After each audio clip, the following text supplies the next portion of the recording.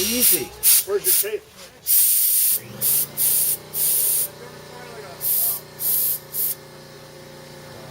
Once I get it mixed up, it'll thin out.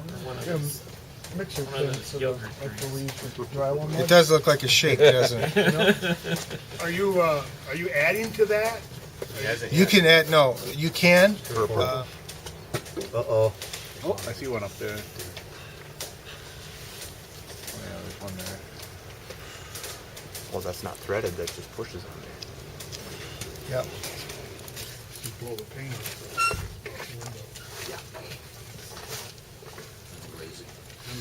Yes.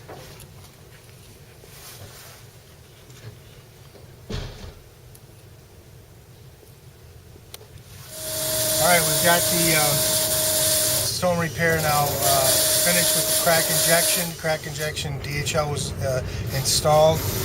First step is underneath here. The spackle surface treatment has been applied to the top. We first then brushed out and scraped back the DHL excess, and then put in the spackle surface treatment on the top. Spackle surface treatment is matching the surface texture of the stone, and then was matted down with the sponge to meet the actual texture of the stone. And that's our final product there.